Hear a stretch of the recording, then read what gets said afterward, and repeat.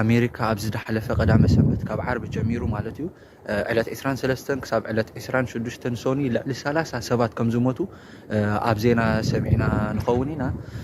ኣዝዩ ብርቱዕ በረድ እዩ ዝወርድ ዘሎ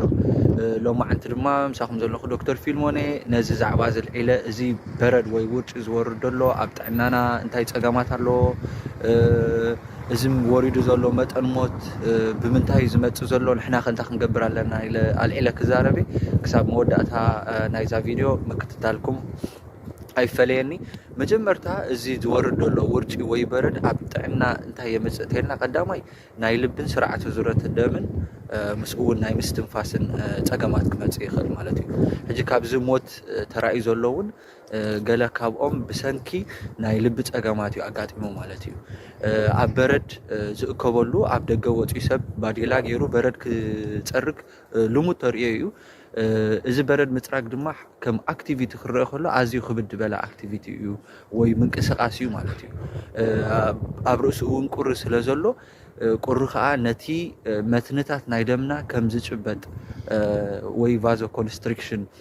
ንብሎ ብሕክምና እዩ ዝገብር ማለት እዩ ስለዚ ኣዝዩ ከቢድ ኤክሰርሳይዝ ንሰርሕ ኣለና ብዓብኡ እውን እቲ መንታት ደምና ብሰንኪ ቁሪ ጥራይ እውን ስለ ዝጭበጥ እቲ ፀቕጢ ደምና ክውስኽ ይኽእል ማለት እዩ ስለዚ ኣብዚ ግዜ እዚ ናይ ልቢ ደሎ ፀገም ዘለዎ ሰብ ክኸውን እንከሎ ድማ ወቕዒ ልቢ ከጋጥሞ ልዕል ዝበለ ተኸእሎታት ኣሎ ማለት እዩ ስለዚ ናይ ልቢ ፀገም ዘለዎ ወይ ድማ እቶም ኣብ ናይ ልቢ ጥዕና ከም ጠንቂ ንሓስቦም ወይ ሪስክ ፋክተርስ ንብሎም ከም በዓል ፀቕጢ ደም ሽኮር ልዑል መጠን ስብሒ ኣብ ሰብነት ወይ ድማ ኣብ ስድራ ድማ ናይ ልቢ ፀገም ምህላው ምዝህሉ ነዚ ከቃልዓና ይኽእል ዝበዝሐ ግዜ ኣዝዮም ዓበይቲ ልዕሊ 60 ዓመት ዝዕድሚኦም እዮም ነዚ ዝቃልዑ ኣብዚ እንታይ ክግበር ኣለዎ እንተኢልና እንድሕር ግድን ወፂና ክንፀርግ ኣለና ኮይኑ በረድ ዕረፍቲ እንዳወሰድካ በብንእሽተይ ክኸውን ኣለዎ ማለት እዩ ወይ ከዓ ክንዲ ፀሪግና ሓፍ ኣቢልና ነጉዕዞ ድማ ነቲ በረድ ምድፋእ ጥራይ ከዓ ኣኻሊእ ክኸውን ይኽእል ማለት እዩ እቲ ካልኣይ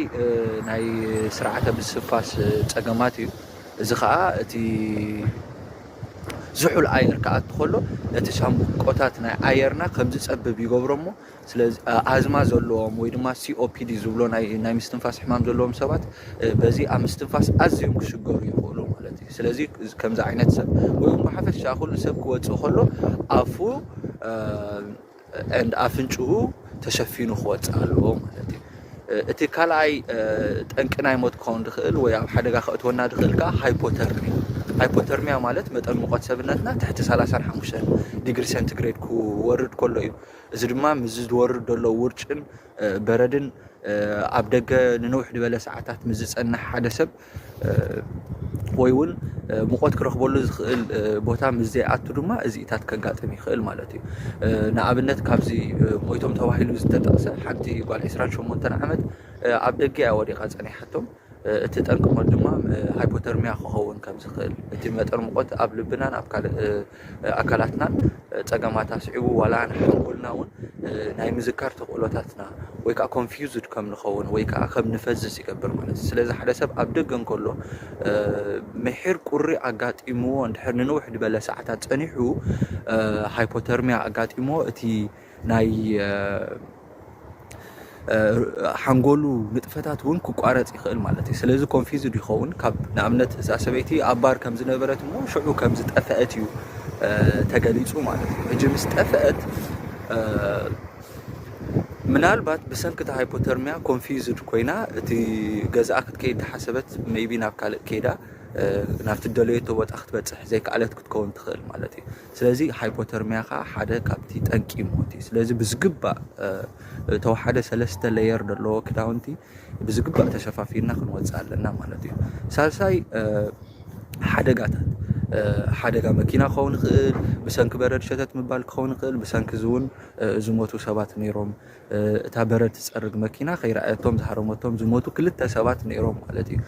ስለዚ ሓደጋ ከጋጥም ይኽእል ዋላ እንዳኸድካ ከለካ ወዲቕካ መስበርቲ ርእሲ ማህረምቲ ካብቲ ኣብ ኢመርጀንሲ ብብዝሒ ሰብ ዝመፀሉ ጠንቂ እዚ መስበርቲ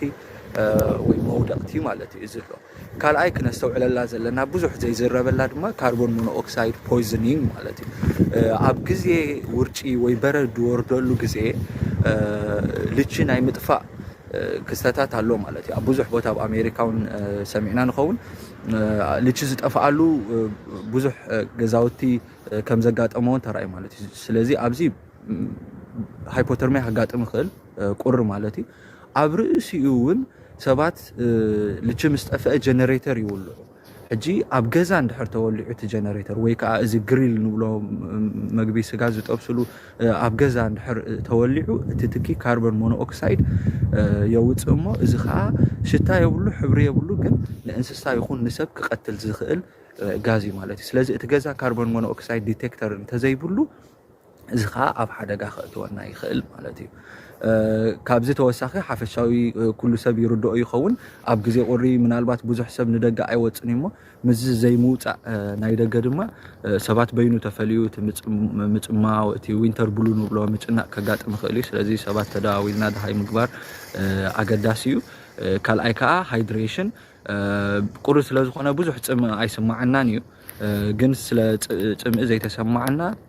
ክንሰቲ የብልናን ማለት ኣይኮነን ምክንያቱ ኣብ ግዜ ቁሪ ምስ ትንፋስና ብዙሕ ፈሳሲ ኢና ነጥፍእ ማለት እዩ ካብ ኣፍና ብዙሕ እቲ ደረቕ ኣየር ከኣቲ ከሎ ነቲ ጠሊ ይወስዶ እሞ ስለዚ ፈሳሲ ክንወስድ ኣለና ውዑይ ዝበለ ፈሳሲ ምውሳድ ድማ ነቲ ሙቐት እውን ሓገዝ ይኸውን ስለዚ ውዑይ ሻሂ ስብቆ ወይ ውዑይ ማይ ምውሳድካ ኣዝዩ ኣገዳሲ እዩ ማለት እዩ